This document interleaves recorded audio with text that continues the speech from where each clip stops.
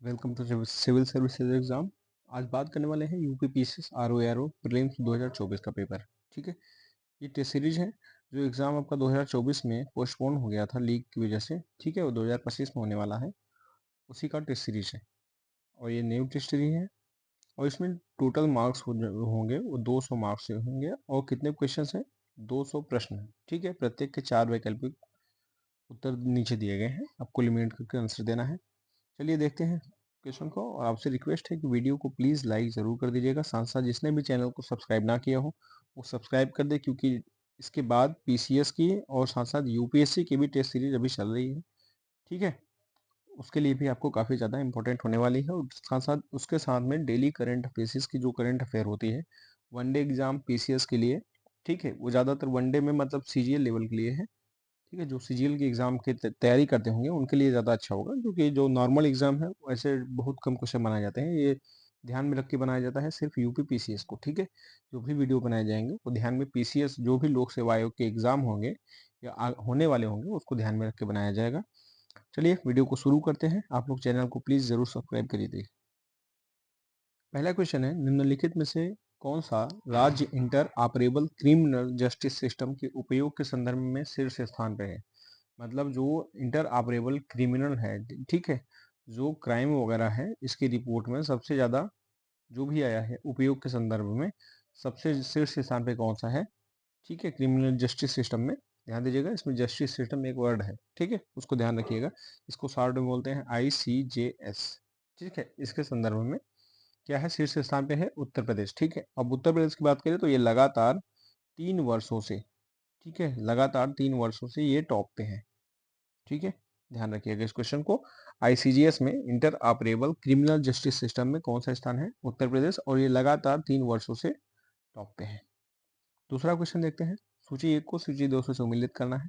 सूची 1 में क्या है? सूचकांक यानी इंडेक्स है, और सूची 1 में भारत का स्थान है। इसमें से आपके ये क्वेश्चन जरूर ही बनेंगे, और ये वीडियो आपके लिए, ये क्वेश्चन आपके लिए बहुत ज़्यादा इंपॉर्टेंट होने वाला है। अगर आप यूपी पीसीएस आरओ देख रहे हैं, ये क्वेश्चन आपको एसएससी बी एग्जाम में भी मिल जाएंगे, लेकिन वो केवल केवल एक ही वर्ड से मिलेंगे। जैसे एसडीआई है तो उसकी रैंकिंग कितनी है, ऐसे इसी टाइप से पीसीएस में आपको एलिमिनेशन के लिए दे सकता है।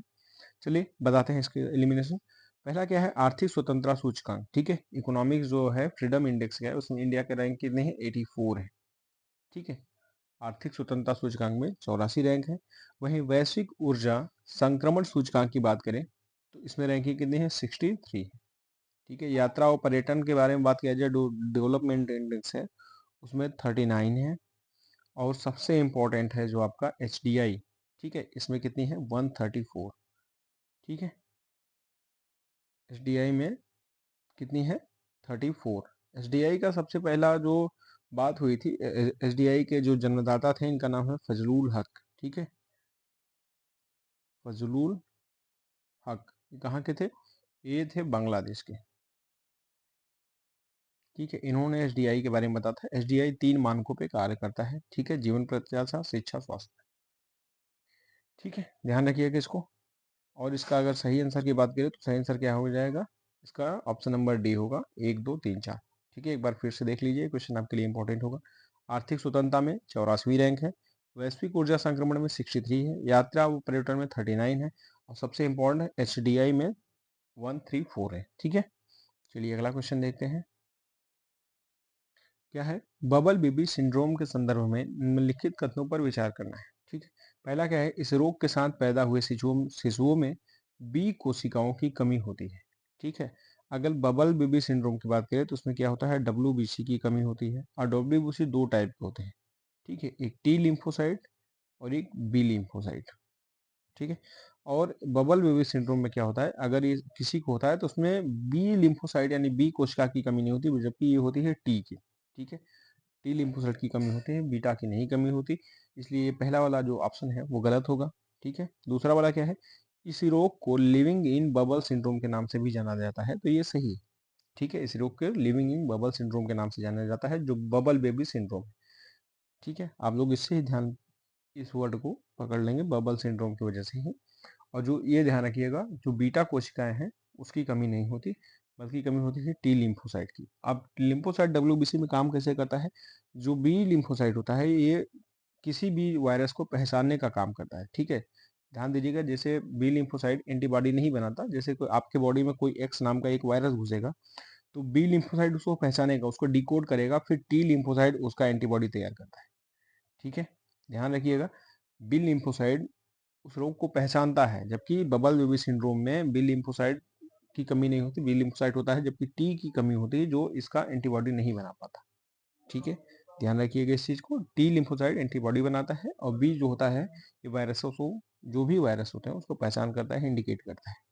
चलिए अगला क्वेश्चन देखते हैं। निम्नलिखित पर विचार करना है।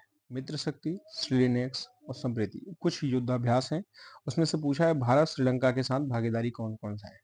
तो भारत श्रीलंका के साथ बात की जाए तो मित्र शक्ति है, ठीक है, वहीं श्रीलेनेक्स में है, ठीक है। संप्रीति भारत बांग्लादेश के श्रीलंका के साथ नहीं, बल्कि ये क्या है, संप्रीति बांग्लादेश के साथ है। ठीक है, संप्रीति किसके साथ है, बांग्लादेश के साथ है, जबकि मित्र शक्ति और श्रीलेनेक्स जो है वो श्रीलंका के साथ है। अब मित्र शक्ति की बात कीजिए तो हाल ही में मित्र शक्ति का 10वां संस्करण आयोजित किया गया है। और श्रीलेनेक्स की बात करें तो श्रीलेनेक्स जो है वो श्रीलंका के साथ होने वाला नौसेना का युद्धाभ्यास है।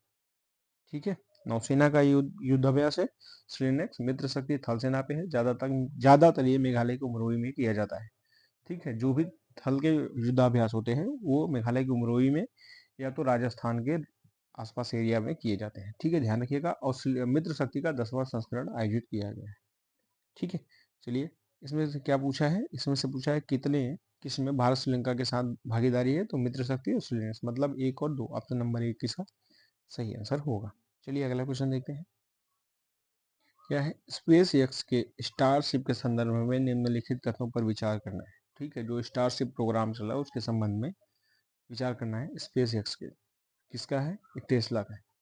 यह अब तक निर्मित सबसे बड़ा रॉकेट है जो सैटर्न यानी वी रॉकेट से भी ऊंचा है। ठीक है, तो अगर पहले कथन की बात करते हैं तो पहला कथन सही होगा, यह अब तक का निर्मित सबसे बड़ा रॉकेट इंजन है जो सैटर्न यानी वी से रॉकेट से भी ऊंचा है। ठीक है, इसकी हाइट उससे ज्यादा ऊंची।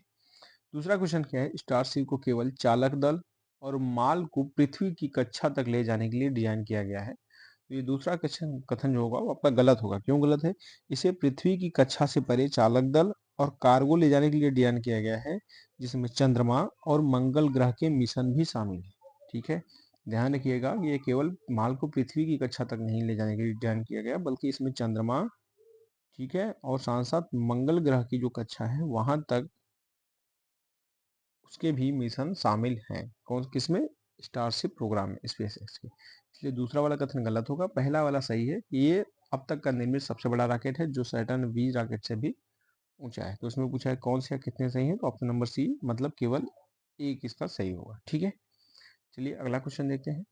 क्या है, नोबेल पुरस्कार जो 2024 के विजेता हैं उनके संदर्भ में निम्नलिखित कथनों पर विचार करना है। ठीक है, एक तरफ वर्ग दिया गया है, एक तरफ विजेता दिया गया है, और पूछा है कि कौन सा युग्म सही सुमेलित नहीं है। ध्यान दीजिएगा, इसमें सही सुमेलित नहीं पूछा है, मतलब जो सही सुमेलित है उसको छोड़ के एलिमिनेट करके जो गलत एलिमिनेशन है उसको पूछा गया है। चलिए देखते हैं। साहित्य की बात करें तो साहित्य किसको मिला है, हान कांग को मिला है। ये सही सुमेलित है। हान कांग क्या है, हान कांग दक्षिण कोरियाई लेखक हैं। ठीक है, कहाँ के, दक्षिण कोरिया के ये लेखक हैं, सही सुमेलित है। और भौतिक की बात की जाए तो भौतिक में क्या है, डिरान एस्माल्यू, साइमन जॉनसन और जेम्स ए रॉबिन्सन, ये गलत है। ये भौतिक में नहीं, इन लोगों को मिला है अर्थशास्त्र में।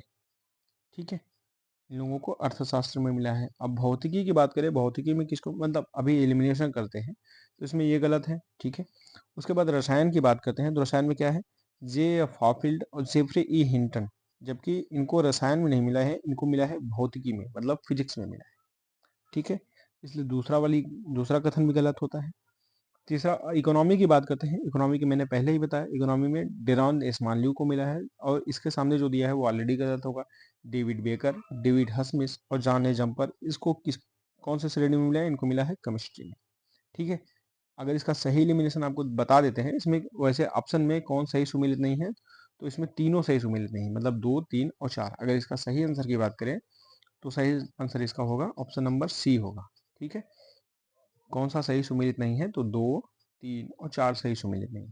अब सही सुमेल एक बार आपको बता देते हैं ताकि आपको कंफ्यूजन ना हो। तो साहित्य में हानकांग सही है, इस कहाँ के हैं, दक्षिण कोरिया के लेखक हैं। ठीक है। फिजिक्स की बात की जाए तो फिजिक्स JF हाफील्ड को मिला है।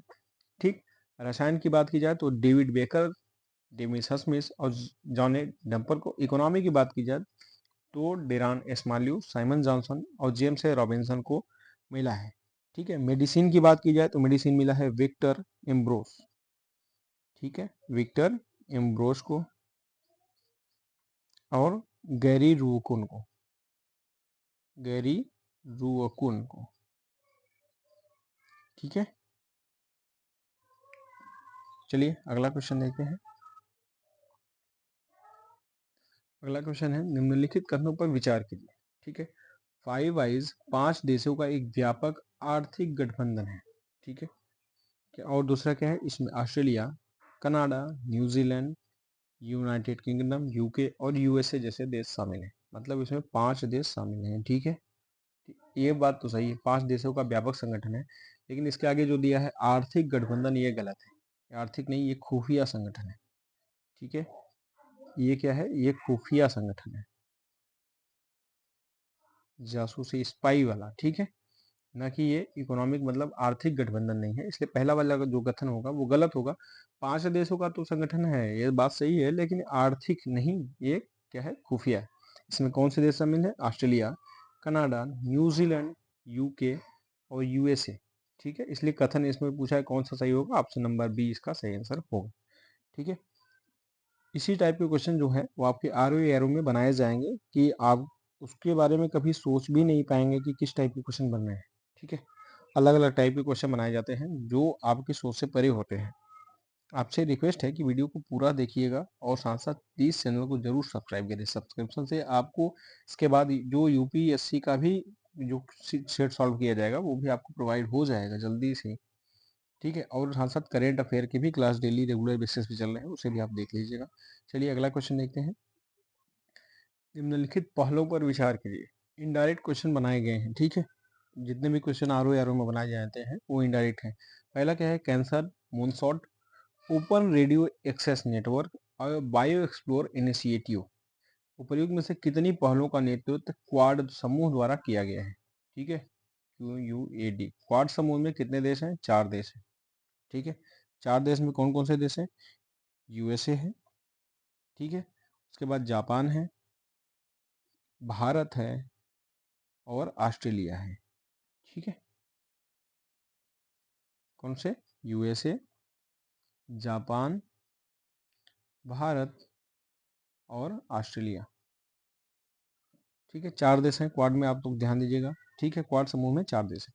अब तीनों की, इसका जो उद्देश्य क्या है, इसका उद्देश्य हिंद प्रशांत क्षेत्र में क्षेत्रीय सुरक्षा और आर्थिक सहयोग को बढ़ावा देना है। ठीक है, ये अपने जो सैन्य अभ्यास है उसके माध्यम से सूचना का या फिर जो युद्धाभ्यास है उसका आदान प्रदान करता है।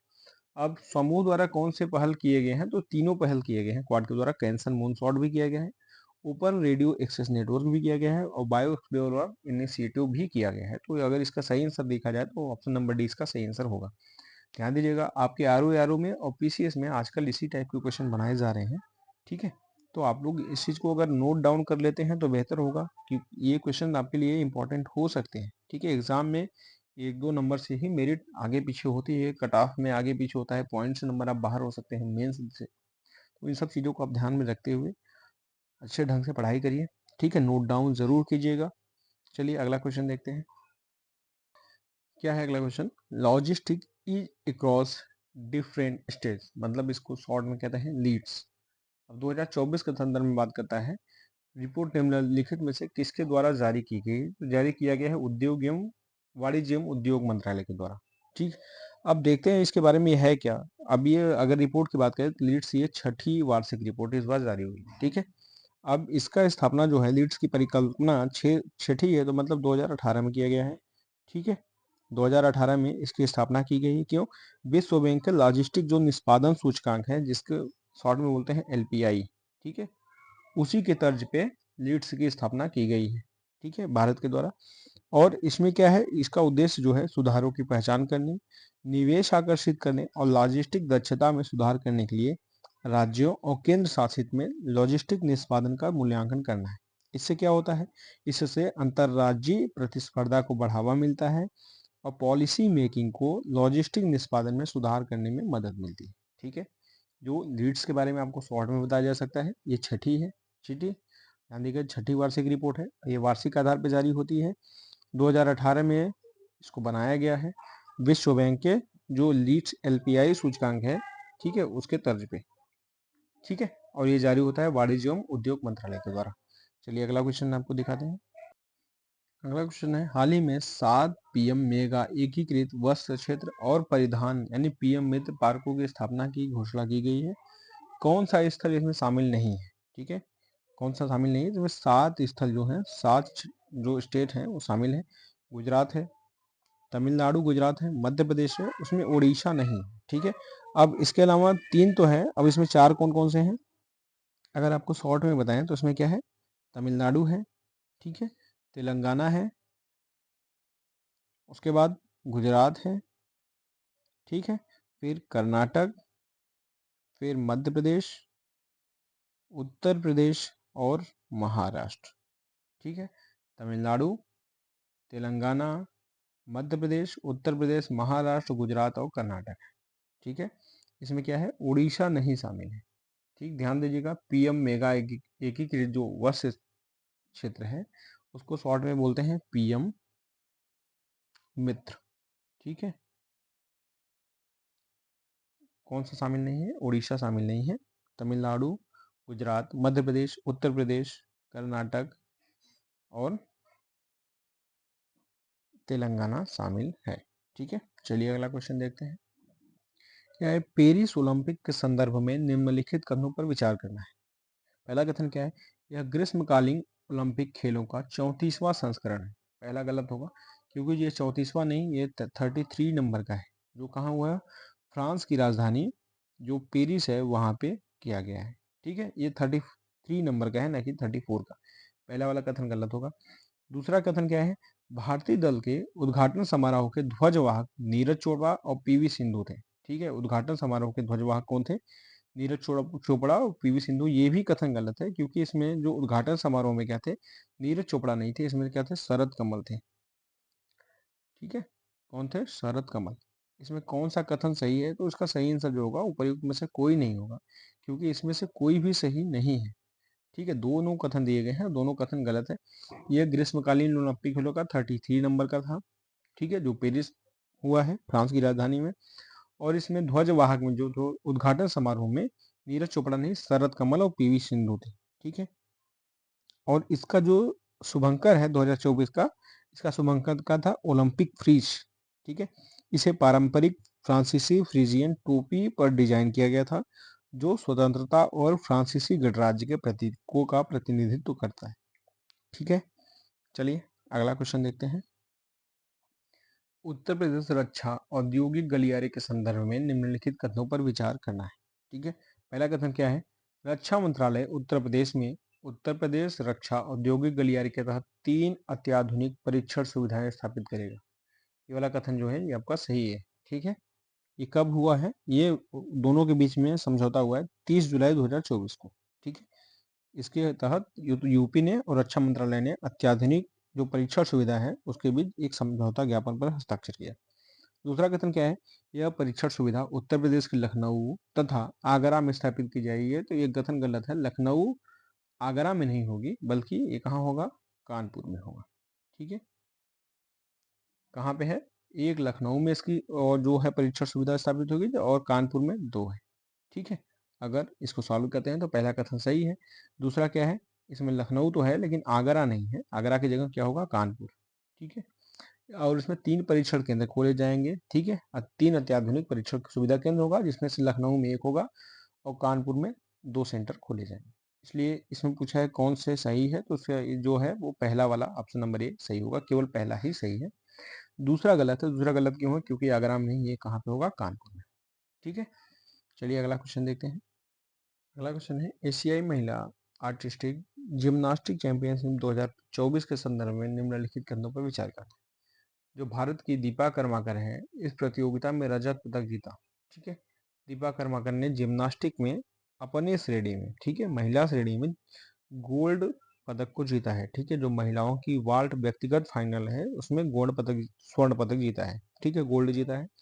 और ये कहाँ पे हुआ है? उज्बेकिस्तान के ताशकंद में आयोजित किया गया है। तो दूसरा वाला जो कथन है वो सही है।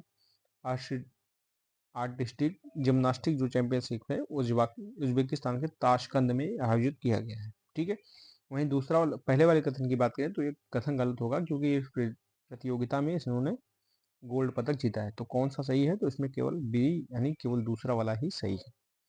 ठीक है, वीडियो को ज़्यादा लंबा नहीं करना है, तो 20 मिनट का हो गया है। आपसे रिक्वेस्ट है कि वीडियो को लाइक करके प्लीज़ चैनल को सब्सक्राइब जरूर करिएगा।